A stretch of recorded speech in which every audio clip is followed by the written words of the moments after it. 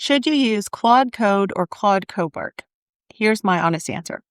I use Claude Cowork for several weeks every day on real work, and I will never open it again. I switched to Claude Code, and I would do it again in a heartbeat. It was great at some things, but I hit three walls, and I'm going to tell you about my experience.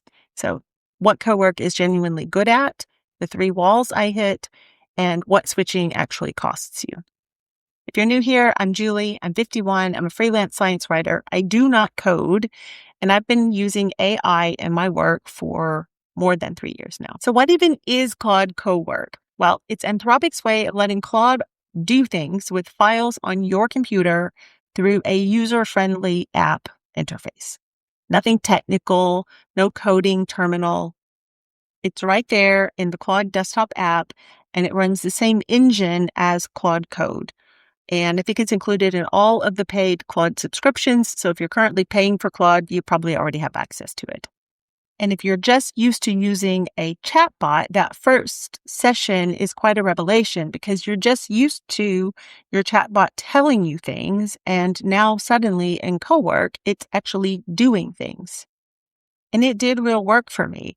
When I built an online course, it was able to take my entire set of videos, the transcripts, the landing pages, the email sequences, and Cowork was able to hold all of that information for me.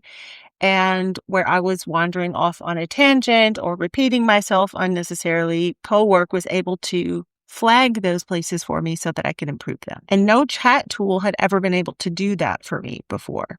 So let me be clear when I say I did not leave Cowork because it's not good. I left because I hit three walls, and the first one is memory. So I did what probably a lot of people have done. I copied my voice documents into my project. I copied my processes into the project. And then when I was working in a particular project, I would learn something. Oh, I need to improve that. And I would do so. But then my copies drifted. So what this project said was different from what the next project said. And that was different from what the other project said. I had multiple versions of multiple processes, and I didn't know anymore which one was the right one or the most recent one or the most accurate one. And this is the part that really got me because they tell you that Claude has memory, that Claude learns you, but my chat learned nothing from Cowork, and my Cowork learned nothing from chat. And I was solving the same problem over and over, day after day, in different rooms. Wall number 2. I wanted all the automations that people kept talking about, but I didn't even know what to ask for, and I didn't even know what was possible. I wanted the tool to solve that bit for me without me having to know all the in-between stuff. So I would ask Claude, I want you to answer me in an AI-first way. I want to automate things. Why aren't you helping me? And Claude would say, I'm not proposing an automation because you don't have any automations set up. So I was stuck in this loop where I couldn't build anything because I hadn't started building anything, but I didn't know what to build because I didn't know what I could build. And now I know I couldn't do the building in Cowork anyway because the building really needs you to have those training wheels off of your building tool. And the third wall is the one I keep thinking about the most because I want to be able to look back across all of my sessions and say, what worked really well? What didn't work? What do I keep having to correct? And I want to take all of this information and feed it back in so that every subsequent session is better than the previous. You can't do that in Cowork, but you can do it in Claude Code.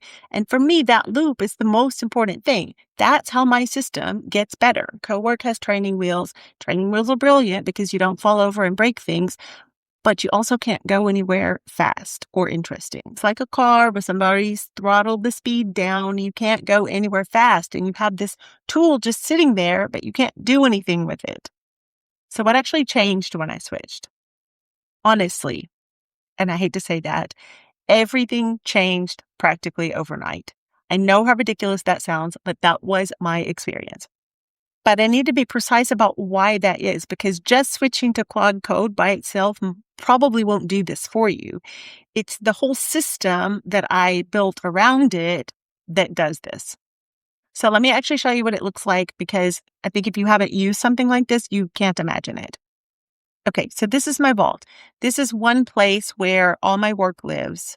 Content ideas, processes, drafts, how I research a new topic, how I write in my own voice. It's all there. It's just files. It's markdown files sitting on my computer.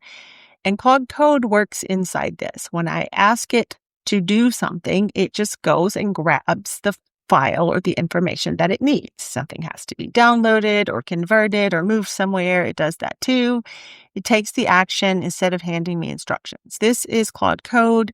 It's right here in the Claude desktop app. It looks just like a chat interface. There's no scary terminal on this screen. And this is what I'm actually looking at the whole day when I'm working inside my AI operating system.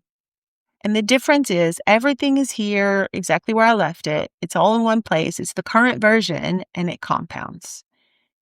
Every session makes the next session better. That's what Cowork can't give you. Now, what does the switch actually cost you? 3 things. The terminal is real. It looks scary for non-coders. I'm not going to pretend otherwise, but I barely see it.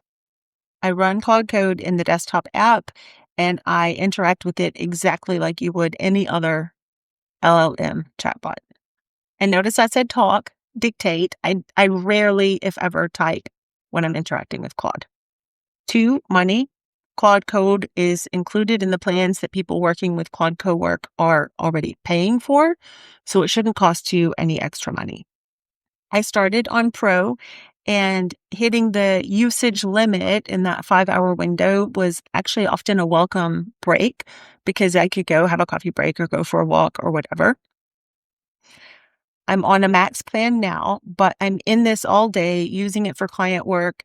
And I've actually done a lot of cool things with Claude Code that have let me cancel other subscriptions that I was paying for. So it's kind of paid for itself. And number 3 is one that a lot of people don't talk about, but it's upkeep. A system like this takes time to keep it running. If you don't maintain it, the information in there goes stale. That is real time, but it's mine to spend. And I love it. So who should stay and who should switch? I'm not going to pretend that I'm able to answer that for you. You have to look at the kind of tasks you want to do and say, okay, I'm just doing these kind of safe, contained tasks. Let's clean up these files and move these things around, read some emails, and do a few other things according to this process. Claude Cowork can do that really well. And if the idea of an AI agent doing something wrong on your computer genuinely scares you, Cowork makes that difficult. And that is a real safety feature. But if that's not quite enough, then I would say don't let the word code in Claude Code put you off and scare you away. Because my day-to-day experience working in Claude Code looks very much the same as working in Claude Cowork, except I can do a million things more. So I've written up a full comparison on my blog, and I've also written up instructions on how you can build your own self-improving Claude Code AI operating system. It's all in my blog. Go check it out, and I hope to see you there. Thanks.